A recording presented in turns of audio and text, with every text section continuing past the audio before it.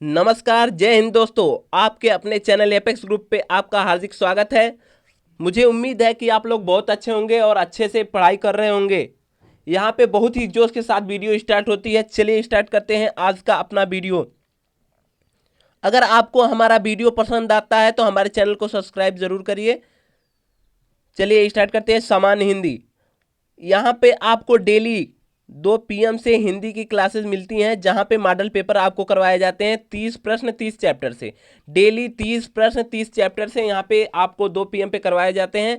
और हमारा पहला क्वेश्चन हमेशा रचना से होता है। चलिए स्टार्ट करते हैं आज का हमारा पहला क्वेश्चन। चिंतामणि के रचयिता हैं। चिंतामणि के रचयिता कौन है? चलिए बताइए।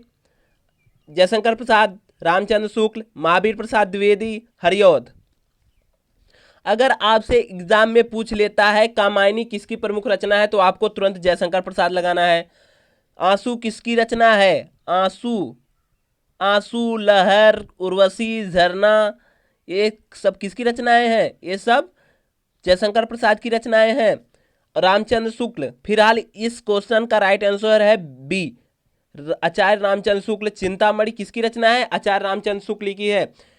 महावीर प्रसाद द्विवेदी की रचनाएं कालिदास, मेघदूत, ये सब इनकी कृतियां हैं। मेघदूत, मेघदूत, कालिदास सब किसकी कृतियां हैं? महावीर प्रसाद द्विवेदी की। हरिऔध की कितनी रचना? हरिऔध की रचना कौन? प्रेम प्रपंच, प्रियप्रवास, ये हरिऔध की रचना है। फिलहाल हमारे इस क्वेश्चन का राइट आंसर है ऑप्शन नंबर बी। चलिए नेक्स्ट क्वेश्चन देखते हैं। यार अलावा व्यंजनों को क्या कहते हैं? स्पर्श व्यंजन, ऊष्म व्यंजन, अंतस्थ व्यंजन, उपयुक्त में से कोई नहीं। चलिए बताइए। स्पर्श व्यंजन कितने होते हैं? स्पर्श व्यंजन 25 होते हैं। कौन कौन होते हैं? हमारा पूरा का वर्ग, चा वर्ग। का वर्ग में हमारे 5 वर्ड आते हैं, का वर्ग और चा वर्ग, टा वर्ग और पा वर्ग और ता वर्ग। ये हमारी 25 होते हैं। 25 हमारे क्या स्पर्श व्यंजन होते हैं। सभी वर्ग के 5 5 हैं, तो 5 पचे 25 होता है। 25 अगर एग्जाम में पूछ लेता है कि स्पर्श व्यंजन कितने होते हैं, आपको लगाना है 25। उसमें व्यंजन क्या होता है? मैंने आपको बताया था कि उसमें व्यंजन वे व्यंजन होते हैं जिनको बोलने में हमारे मुख से ऊष्मा निकलती है। जैसे हमारे उसमें व्यंजन थे स, श, श, ह। ये हमारे 4 उसमें व्यंजन होते हैं। फिलहाल हमारा यहाँ राइट आंसर है ऑप्शन नंबर सी, अंतस्थ व्यंजन या रा लावा होता है। अंतस्थ व्यंजन क्या? या रा लावा अंतस्थ व्यंजन है। फिलहाल हमारे इस क्वेश्चन का राइट आंसर सी है। चलिए नेक्स्ट क्वेश्चन देखते हैं। जिन शब्दों के अंत में आ आता है, जिन शब्दों के अंत में आ आता है उसे क्या कहते हैं?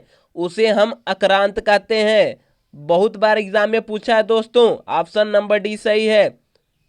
चलिए नेक्स्ट क्वेश्चन देखते हैं। श्री कामता प्रसाद जी के अनुसार विराम चिन्हों की संख्या कितनी है? कामता प्रसाद जी के अनुसार विराम चिन्हों की संख्या कितनी है? आप पहले बताइए, विराम चिन्ह कितने होते हैं? विराम चिन्ह कितने होते हैं? 20 होते हैं। कामता प्रसाद ने विराम चिन्ह कितने बताए थे? 20। ये भी एग्जाम में बहुत बार पूछा है दोस्तों। चलिए नेक्स्ट क्वेश्चन देखते हैं।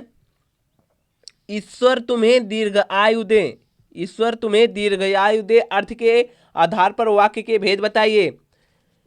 प्रश्नवाचक वाक्य, एक सेकंड, प्रश्नवाचक वाक्य, इच्छावाचक वाक्य, विस्मयवाचक वाक्य, निषेधवाचक वाक्य। अरे भैया इसमें प्रश्नवाचक लगा है? नहीं है। इसमें जहाँ पे का, क्या, कहाँ, कैसे आता है वहाँ पे प्रश्नवाचक होता है। यहाँ पे कह रहा है कि ईश्वर तुम्हें दीर्घायु दे, अर्थात मैं भगवान से प्रार्थना कर रहा हूँ कि आपको ईश्वर दीर्घ आयु दे। मेरी इच्छा हो रही है कि आपको भगवान दीर्घ आयु दे, इसलिए यहाँ पे इच्छावाचक वाक्य हो जाएगा। हमारा ऑप्शन नंबर बी सही है। चलिए नेक्स्ट क्वेश्चन देखते हैं। शब्द भाषा की कैसी इकाई है? शब्द भाषा की कैसी इकाई है? ये भी बार बार एग्जाम में पूछे हैं दोस्तों। बहुत इंपॉर्टेंट क्वेश्चन है ये। शब्द भाषा की कैसी इकाई है? स्वतंत्र, सार्थक, स्वतंत्र एवं सार्थक, इनमें से कोई नहीं। फिलहाल इस क्वेश्चन का राइट आंसर हो जाएगा स्वतंत्र एवं सार्थक। भाषा शब्द भाषा की स्वतंत्र एवं सार्थक इकाई है। चलिए नेक्स्ट क्वेश्चन देखते हैं। रचना के आधार पर शब्द के कितने भेद होते हैं? रचना के आधार पर शब्द के कितने भेद होते हैं? फिलहाल आपको मैं बता दूं, आपको मैंने पीछे बता रखा है कि रचना के आधार पर शब्द के 3 भेद होते हैं। कितने भेद? फिलहाल हमारा ऑप्शन नंबर 20 सही है। अब 3 भेद कौन कौन से होते हैं उसे जान लीजिए आप। रूढ़, रूढ़, योग रूढ़, योग रूढ़ और एक सेकंड। रचना के आधार पर शब्द के मुख्यतः 3 भेद होते हैं। कौन कौन? योग, योग रूढ़, रूढ़ और यौगिक। ये हमारे रचना के आधार पर 3 भेद होते हैं शब्द के, योग रूढ़, रूढ़, यौगिक। फिर हमारा इस क्वेश्चन का राइट आंसर बी है। चलिए नेक्स्ट क्वेश्चन देखते हैं। किस शब्द में गुण संधि है? आपको एकदम जोरदार ट्रिक मैंने बता रखी है, जोरदार ट्रिक है। आप एक सेकंड नहीं लगेगा, आप बता देंगे कि किसमें कौन सी संधि है। आपको इस डिस्क्रिप्शन में मिल जाएगा और आपको लिंक मिल जाएगी संधि की वीडियो की, आप लोग देख लीजिएगा। एक सेकंड नहीं लगेगा, आप बता देंगे। चलिए बताइए गुण संधि। मैंने आपको गुण संधि की क्या ट्रिक बताई थी? गुण संधि की ट्रिक बताई थी जिस पर, जिन शब्दों के बीच में अगर आपको जिस पे एक चोटी मिल जाए वहां पे तुरंत आप गुण संधि मार देंगे। अगर 2 चोटी मिल गई वहां पे आप वृद्धि संधि मार देंगे। अगर यहाँ पे फिलहाल आप देखिए कि आपको नीचे का कुछ नहीं देखना है, क्या लगा है क्या लगा, नीचे से हमसे कुछ नहीं मतलब, आपको सिर्फ ऊपर देखना है, मात्रा देखना है। जिसपे एक चोटी लगी है उसे क्या कहेंगे? गुण संधि कहेंगे।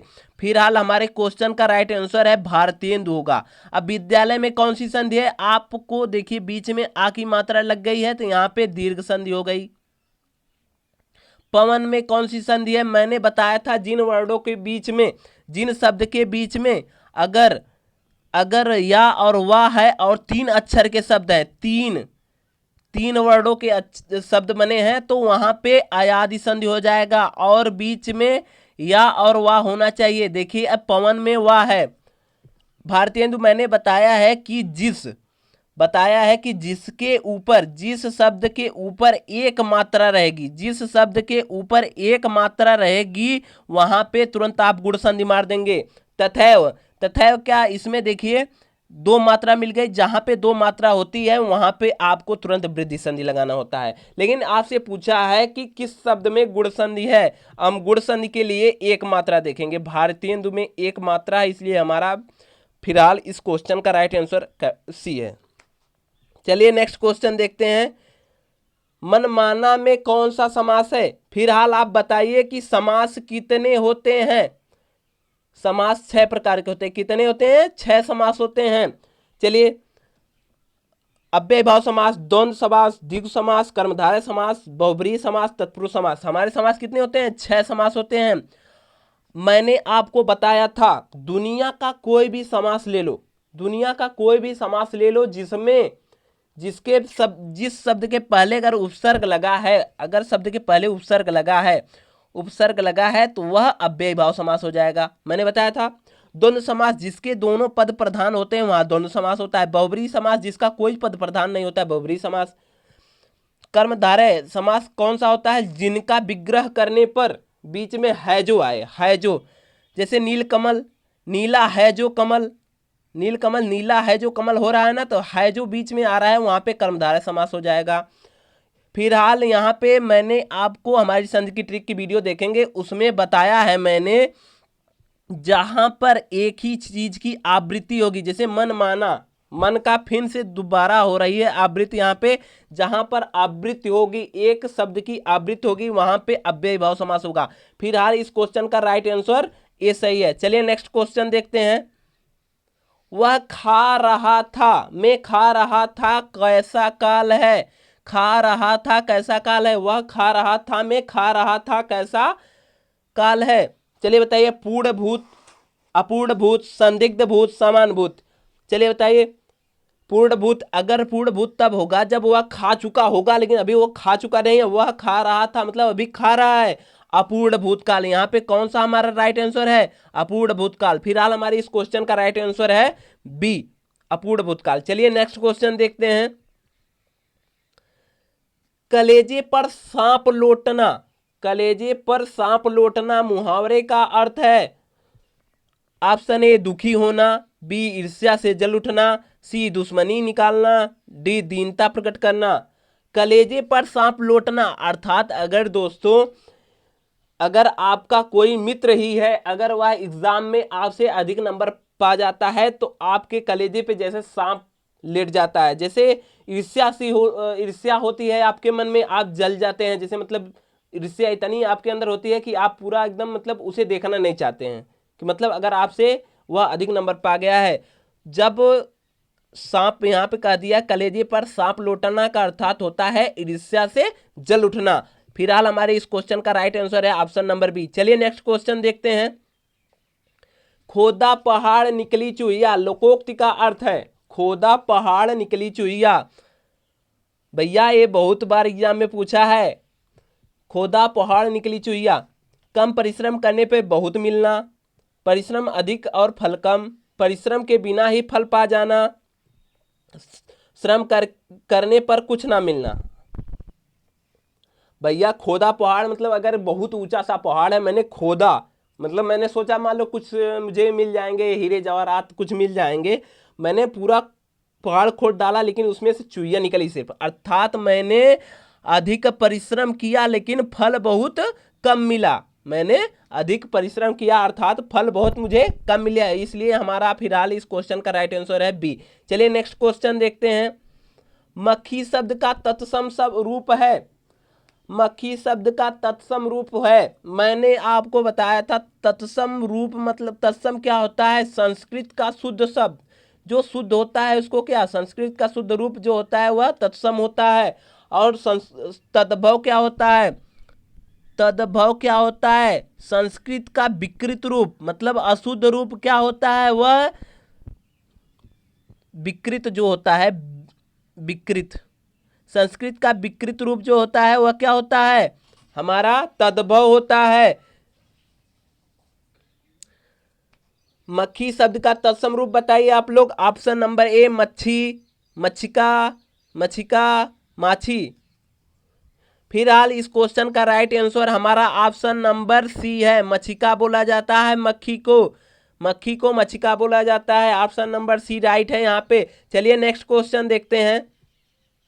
निम्न में शुद्ध शब्द है, निम्न में शुद्ध शब्द है। मन योग, पुरस्कार, युधिष्ठिर, पुरस्कार।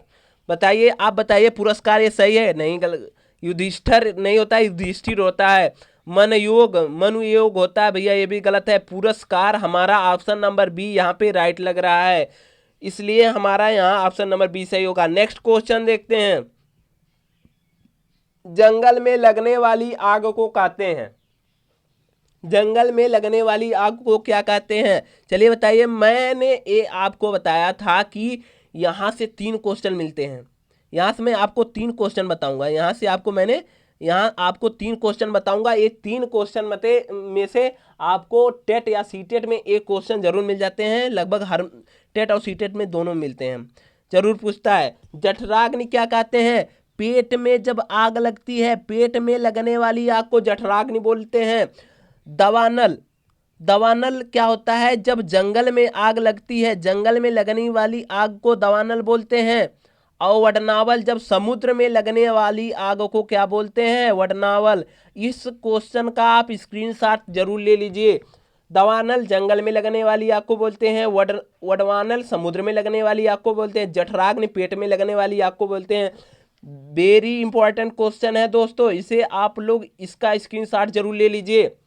फिलहाल इस क्वेश्चन का राइट आंसर होगा दवानल, जंगल में लगने वाली आग को क्या कहते हैं? दवानल। चलिए नेक्स्ट क्वेश्चन देखते हैं। निम्न में संयुक्त स्वर है, निम्न में संयुक्त स्वर है, चलिए बताइए संयुक्त स्वर किसमें है? आ ए, इसमें बताइए संयुक्त स्वर है? ये बिल्कुल गलत है। यह संयुक्त स्वर है? नहीं है। ए उ इसमें भी नहीं है। फिलहाल इस क्वेश्चन का राइट आंसर डी है। आप कहेंगे कैसे है? चलिए मैं बताता हूं आपको। जो ए होता है यह आ और ई से मिलके बनता है, आ और ई से मिलके बनता है ए और ए। यह बताइए जब यह दो वर्डों से मिलके बना तो ये क्या संयुक्त हो गया कि नहीं, संयुक्त स्वर हो गया। अब ओ अ होता है, ओ अ, ये बार बार एग्जाम में पूछता है, ये इस तरह इसमें से क्वेश्चन पूछता है कि ए इसको दे देगा आपको एग्जाम में, इसमें इसका उच्चारण स्थान बताइए, इसका उच्चारण स्थान बताइए। आ का उच्चारण स्थान होता है कंठ, आ का उच्चारण स्थान होता है कंठ और ई का तालु होता है। तब ऑप्शन में आपको दे दिया, अगर ए पूछ लिया ए पूछ लिया वहां पे आपको लगाना पड़ता है कंठ तालु या कंठ तालव्य। अब देखिए ई, आप ए और ए देख लिए कि यह संयुक्त स्वर है, संयुक्त स्वर है ना। अब इसका उच्चारण स्थान क्या है, कंठ तालु, कंठ तालु या कंठ तालव्य बोलते हैं इसे, कंठ तालु। अब ओ और औ है, बचा है ओ और औ, यह किससे मिलके बना है, यह संयुक्त जब स्वर है तो यह आ और ऊ को मिला के बनता है, आ और ऊ को मिला के बनता है। आ और ऊ को मिला देंगे तो यह ओ और आ औ बन जाएगा। यहाँ पे आपको लग गया या भी संयुक्त स्वर है या भी संयुक्त स्वर है, इसलिए फिलहाल इस क्वेश्चन का राइट आंसर डी है। और इसे हम कंठोष्ठ से बोलते हैं, कंठ ओष्ठ से एग्जाम में पूछता है, कंठोष्ठ वर्ड है तो आपको ओ और औ लगाना है। चलिए नेक्स्ट क्वेश्चन देखते हैं। रस में अस्थाई भाव की संख्या है। इस क्वेश्चन से पहले आप बताइए कि भरत मुनि ने रसों की संख्या कितनी बताई थी, भरत मुनि ने रसों की संख्या कितनी बताई थी। भरत मुनि ने 8 रसों की संख्या बताई थी, कितनी, 8 बताई थी। किसने, भरत मुनि ने, भरत मुनि ने 8 रसों की संख्या बताई थी। और इसका पूछ रहा है अस्थाई भाव की संख्या कितनी होती है, अस्थाई भाव की संख्या 11 होती है। फिलहाल इस क्वेश्चन का राइट आंसर डी हो जाएगा, अस्थाई भाव कितने होते हैं, 11। चलिए अगर पूछ ले कि रस कितने होते हैं, आपको 11 लगाना है। अगर भरत मुनि के अनुसार पूछ लिया तो आपको 8 लगाना है, अगर पूछ ले कि रस कितने होते हैं तो 11 लगाना है। चलिए नेक्स्ट क्वेश्चन देखते हैं। यहां से मैं आपको कुछ विलोम शब्द से अधिक क्वेश्चन लिया हूं जो बार बार एग्जाम में पूछे हैं, विलोम शब्द से।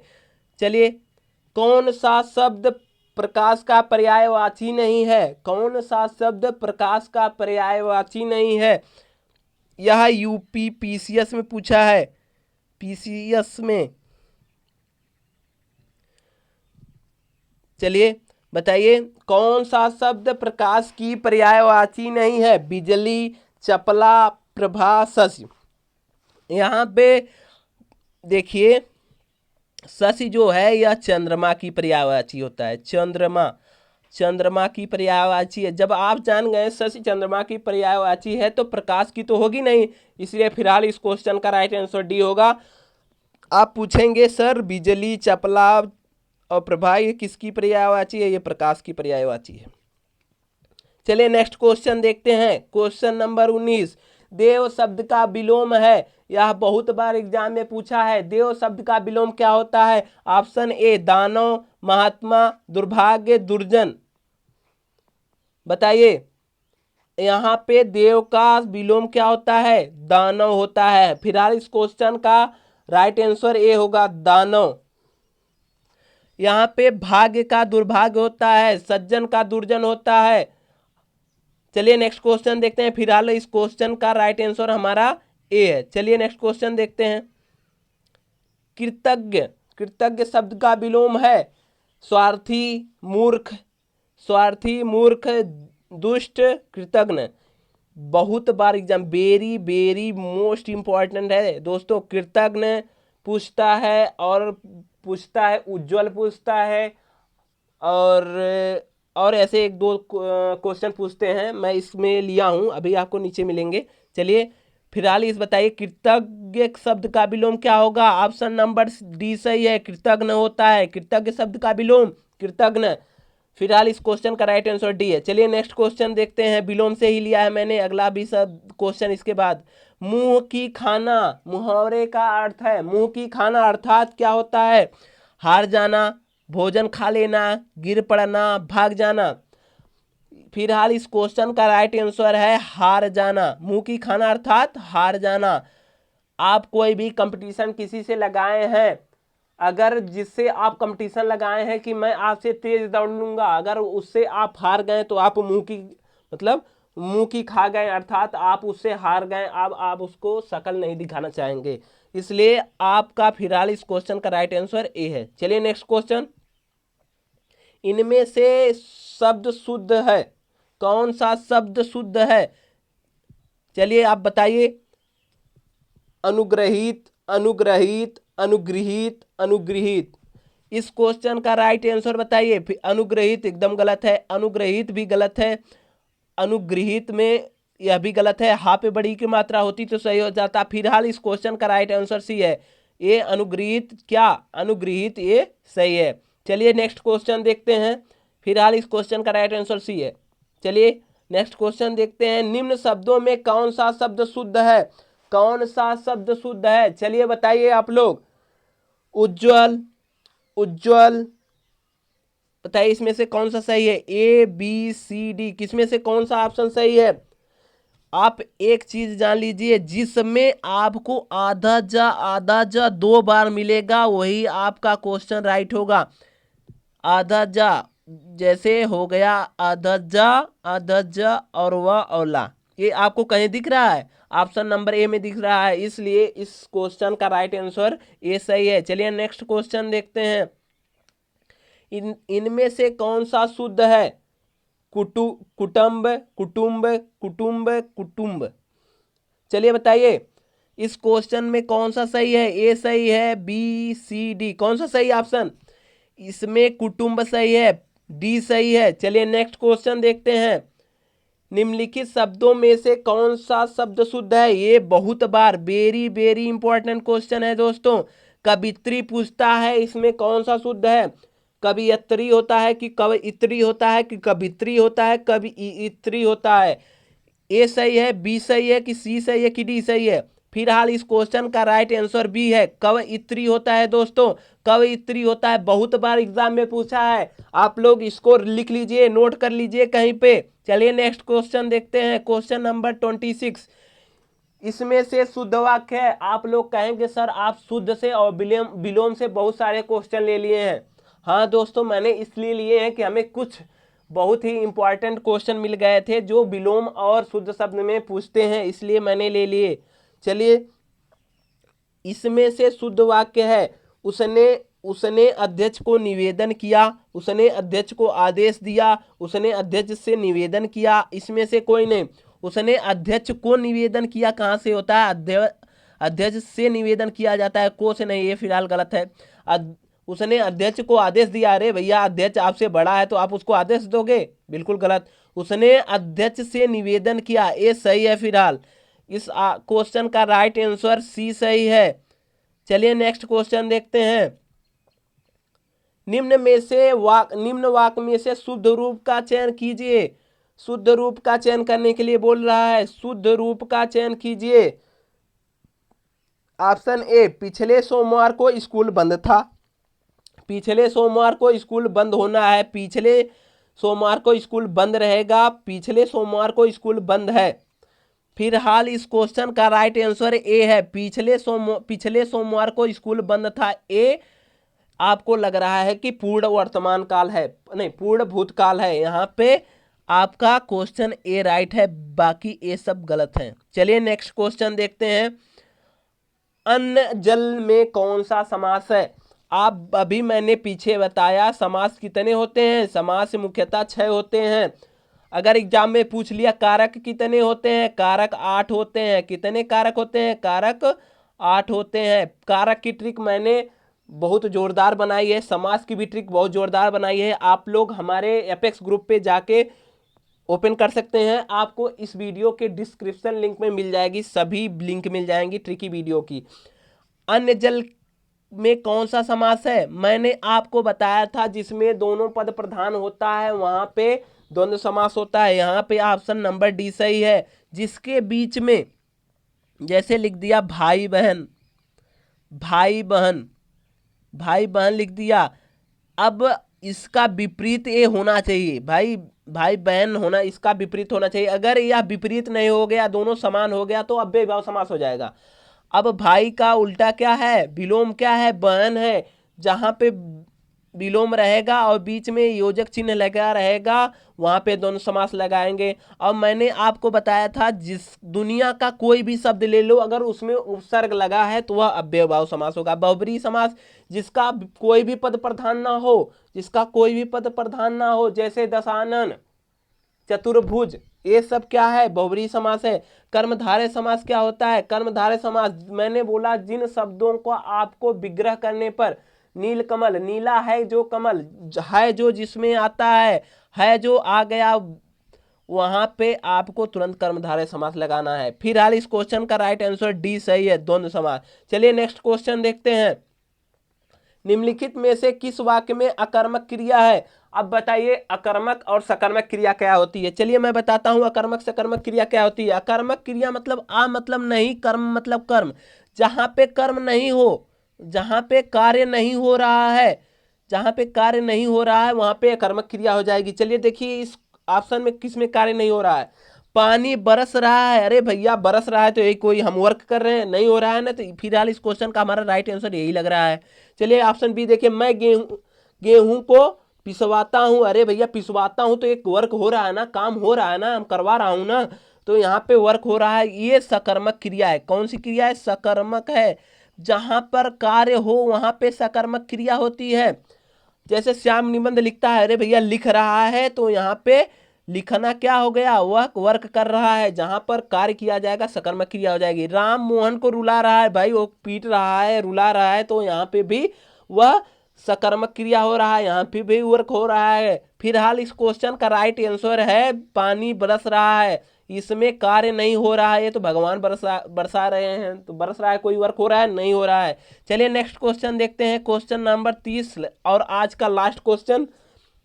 जिस छंद में 4 चरण होते हैं, प्रत्येक चरण में 16-16 मात्राएं होती हैं, वह कौन छंद है। यहाँ पे भैया गलत है, वह कौन छंद है, यहाँ पे कौन है भैया, यहाँ पे कौन है। चलिए बताइए आप लोग, ये पहले बताइए दोहा का उल्टा क्या होता है। दोहा का उल्टा सोरठा होता है भैया, दोहा का उल्टा सोरठा होता है। चलिए ये बताइए दोहा के प्रथम और तृतीय चरण में, देखिए भैया प्रथम और तृतीय चरण में जो होती हैं 13-13 मात्राएं होती हैं। कितनी कितनी, 13-13 मात्राएं होती हैं। तथा द्वितीय और चतुर्थ चरण में, दूसरे और चौथे चरण में 11-11 मात्राएं होती हैं। अब जब सोरठा दोहा का उल्टा होता है तो इसके प्रथम, इसके इसी का उल्टा हो जाएगा। जहां दूसरा और चौथे में 11-11 मात्राएं हो रही थी, वहां पे जहां दूसरे और चौथे में 11-11 मात्राएं हो रही थी, वहां पे अब क्या, यहाँ पे अब 13-13 मात्राएं होने लगेंगी दूसरे और चौथे पे। और पहले और तीसरे में जहां 13-13 हो रही थी, वहां 11-11 मात्राएं होने लगेंगी। इसलिए सोरठा में प्रथम में फर्स्ट और थर्ड में क्या, फर्स्ट और थर्ड लाइन में कितनी कितनी मात्राएं होंगी, फर्स्ट और थर्ड में 11-11 मात्राएं हो जाएंगी। और सेकंड और फोर्थ में, मतलब दूसरे और चौथे में कितनी मात्राएं हो जाएंगी, 13-13 मात्राएं हो जाएंगी, क्योंकि दोहा सोरठा का उल्टा होता है। अब रोला, जिस छंद में 16-16 मात्राएं होती हैं उसे चौपाई बोलते हैं। अब कहेंगे रोला में कितनी मात्राएं होती हैं, रोला में 24 मात्राएं होती हैं दोस्तों। फिलहाल इस क्वेश्चन का हमारा यहीं पे समाप्त होता है। अगर आपको हमारा वीडियो पसंद आया तो हमारे चैनल को सब्सक्राइब जरूर कीजिए। धन्यवाद। आज अभी मैंने आपकी कल से क्लास चल रही है CDP की, चाइल्ड डेवलपमेंट की आपको क्लासेस मिल रही हैं। चलिए 3 PM से आपको क्लासेस CDP की मिल रही हैं और 2 PM से आपकी रेगुलर क्लासेस चल रही हैं हिंदी की, जहां पे आपको 30 क्वेश्चन 30 चैप्टर से डेली करवाए जा रहे हैं। धन्यवाद।